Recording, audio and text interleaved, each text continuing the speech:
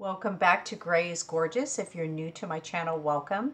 Today I'm going to be talking about preparatory things I do prior to putting on my makeup. A lot of this you don't see because it's off camera, and I thought I would share it with you because I think maybe it might be helpful.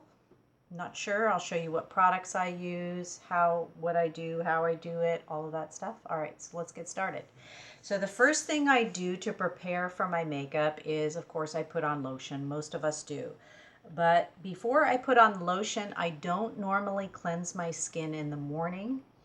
I wash my skin before I go to bed at night. My pillowcases are always clean. So in the morning, I don't see the need to rewash my face. I let the natural oils that my body produces moisturize my face. So in the morning, before I put on my makeup, if I'm taking a shower too, same thing.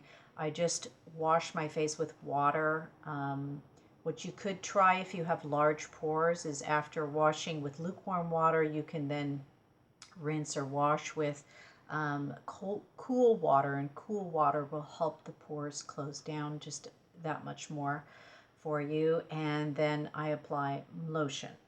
So the lotion I use, as you know if you follow me on my channel, is the Olay Active Hydrating Lotion, and I use this on a daily basis. Now, this does come with an SPF if you prefer that underneath your makeup. I find that the SPF one is not as creamy and doesn't feel as moisturizing as this one does. So I prefer to add SPF to it rather than have it in it, but that's up to you, or use whatever lotion you prefer. All right, another preparatory thing that I do before I put on my makeup, before I get ready to do videos, is I use the EOS lip balm. And this one's just the clear. You can get these in flavors. I prefer just the plain one, and they come in a package of 2. And I really just love this. It just moisturizes. It has natural oils in it. It's gluten-free. And I think it's just a staple to keep your lips moisturized. And I know I have to with mine particularly. So I love that. Use it before I turn on the camera to do a video. All right, so another thing I do as a preparatory step is I also use SPF during the summertime. During the wintertime, not so much unless I know I'm going to be outdoors a lot. But I use the Neutrogena Pure and Free Baby Sunscreen 60 SPF, 60 plus. And this is just a handy stick. Now, I do not care for chemical sunscreens. So I prefer the mineral sunscreens. However, the problem with the mineral sunscreens is they do have a bit of a cast of white. This one is all mineral sunscreen. It has the titanium dioxide and the zinc oxide, and those are the 2 ingredients that let you know that your sunscreen is a natural mineral sunscreen. Any other ingredients that you see there would indicate that it was a chemical sunscreen, and chemical sunscreens go into your skin and they go into your bloodstream, and they block the rays from underneath your skin versus the mineral blocks the rays from on the surface of your skin. So a lot of people don't like the mineral sunscreens because they do have a cast of white, but this stick particularly has a little bit of a cast of white, but it's not too bad. I think it's portable, it's easy to bring with you, it's not messy because it's not a liquid, and so I prefer this, but use whatever works for you. So what I do before I put on my makeup, after I've lotioned, is I just run some of this like this, and here, and here, and here, and here, and then I go ahead, and as you can see, you can't see it that much. You can see a little bit, and then just spread it around. And it works very, very well. And because it has that high SPF, you will be protected. And as you can see, it's not giving me a cast of white all over. Now, if you're looking for a new sunscreen this year, as we're coming up on summer, hot and flashy, she has a great video on it. She tests all kinds of sunscreens and she has her favorites, and I will link that down in the description box below because it is truly a fabulous video. I'm sure she put a lot of work and effort into it, and I could not do it better. So, all right, so that is Neutrogena, good product there. Another thing I do preparatory to putting on my makeup, and this is occasionally, not all the time. Recently, I've broken out a little bit more. I don't normally break out unless I touch my face a lot. But I've been breaking out a little bit more because I've had to wear the masks, as everybody has. And so every once in a while I'll get a little zit here, something around here or here where the mask sits. So sometimes, and this is on occasion, not always, I will take just a little drop of the oil of Olay with a little drop of the Clean and Clear and mix them together on my finger. And when I say a drop, I mean a drop. And then just treat the problemed areas. I would not mix this with any kind of lotion that has any hyaluronic acid or any retinol or any alpha hydroxy acid or anything like that, because this has hydrogen peroxide in it. So I don't think it's good, or I'm sorry, benzoyl peroxide. So I don't think it's good to mix chemicals. So use it with a neutral lotion only, like your plain Eucerin lotion that doesn't have anything in it, or Olay is fine. Don't mix it with other acne treatments or anything like that.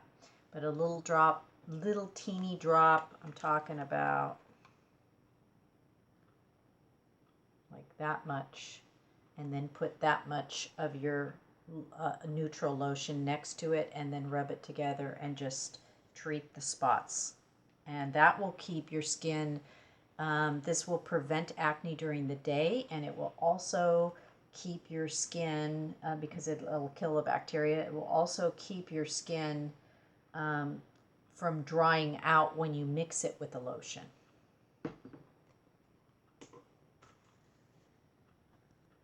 All right, so the next thing I do, oh, and one more other thing, if you do decide to mix these two on your fingers, make sure you wash your hands immediately after. You don't want to touch your eyes or anything after using the benzoyl peroxide.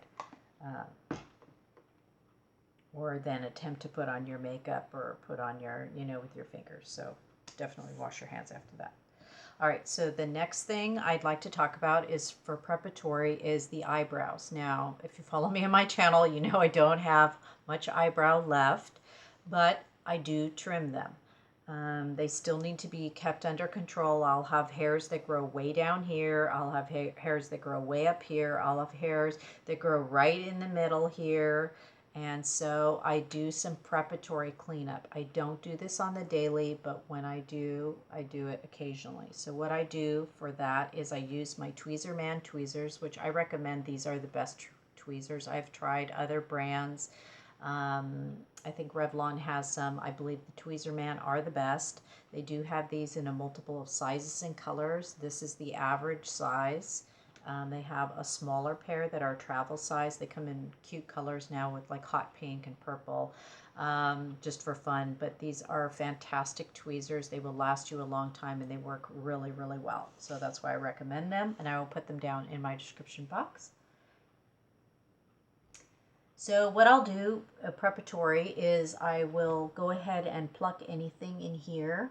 I will also pluck, and I know this is a topic that we don't like to talk about, but this is what happens after 50, is I do get very large, thick, coarse hairs that grow out of my chin area.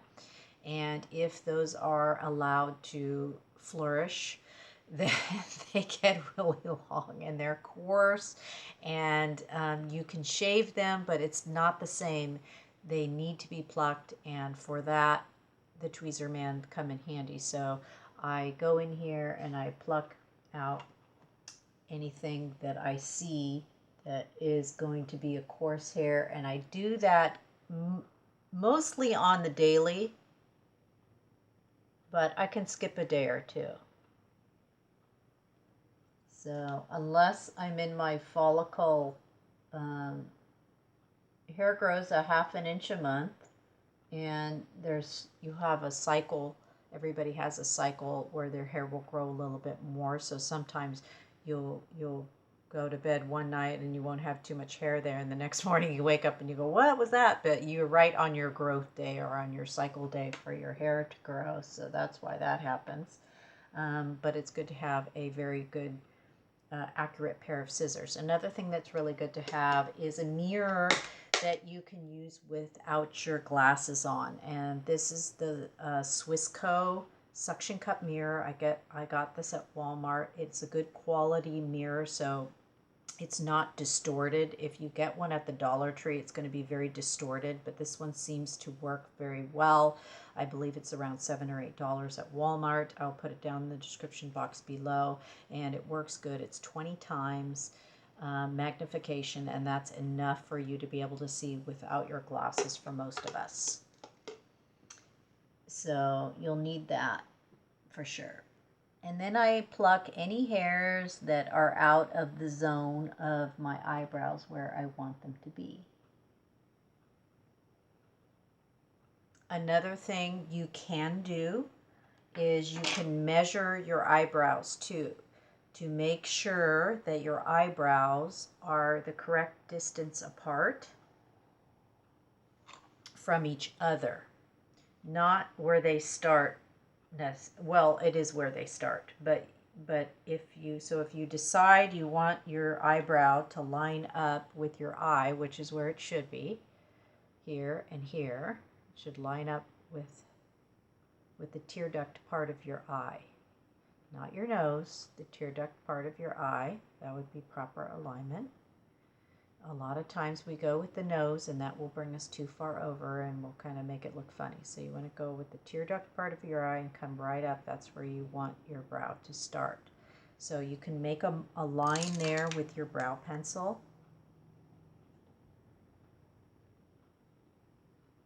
Make a line on the other side with your brow pencil. And then you can make a line right here on your center, one that you're going to wipe off, of course. And then you can take a ruler or any type of measurement device and measure this distance to here and this distance to here, just to make sure that they're pretty much even. And of course you want to wipe that off if you go in public like that, but that will just give you a little guide, and that's what you can do if you want to see if things are balanced properly. So that is another preparation, and another preparation is to go ahead and do those other measurements, and that's to go across your pupil and place that dot there where you know your eyebrow is going to peak, and over here. Of course, I'm trying to do this kind of in the camera, which I shouldn't. I should do it right here in my mirror so I can see what I'm looking at, and just make sure those are level. And then you want to take the edge of your eye here. You want to make sure that your eyebrow stops at the edge of your eye going out in a diagonal, and you can use your nose as a fulcrum point for your pencil if you'd like to. And then just place a dot there.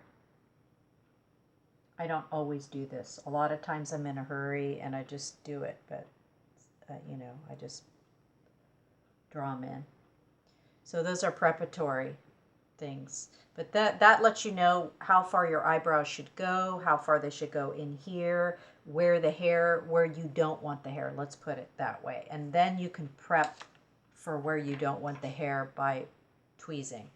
Another thing that you can use are these little scissors here, and I got these in the Sassy and Chic nail set at the Dollar Tree. These are not quite as sharp as like the Revlons. The Revlons are going to be nicer than this one, but these will do. They will do the job.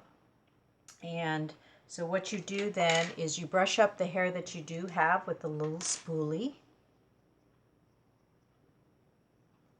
or one of these if you have one. comb, little mini comb. And then you take the scissors and you just trim off any uneven areas or the top here where you find out how tall you want your eyebrows, how large you want your eyebrows. I think, and this is just my personal opinion, I think eyebrows should fit the size of your face. They should be balanced with your features.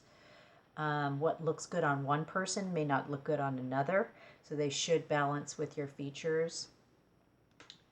So, and then also you have another choice here. In my 50s, not only did I notice that my eyebrows were turning white in some areas where I'd have white hair, I have less, and I don't have a lot here at the beginning part. I have mostly the hair that I do have resides in here. So I like to be a little bit stronger and firmer with my brow pencil on the start of the brow. And at that starting point of the brow, here you can do two shapes. You can have more of a square shape or a more of a rounded teardrop shape. Let me see if I can find my stencil. Okay, here's my stencil. So notice how the stencil has a very rounded shape here. Some eyebrows are more squared up front rather than rounded. So you can decide what shape looks best on you. I have a very round nose here, so I think the rounded is too much. So I like to square mine off just a little bit. I mean, you're not doing too angular, but you want to make sure that you have the right starting shape there. Now you can just follow your natural hairs that go up and let those dictate the shape on the beginning if you'd like. That works too. But at this preparatory stage before you actually put on your brow products, you are measuring, making sure everything's in alignment, makes sure everything looks good. All right, so that is the preparation for the brows. Another thing I do is I shave my face. This is not something that I've always done. I watched some YouTube videos and I started doing it and I like it. It gives me a very smooth canvas to work with. I don't really need the peach fuzz around my face, so I like to shave it. Now there are two ways you can shave it. One is a little dicey and you might cut yourself, and I really don't recommend it as much. These facial hair razors that you can get at Walgreens,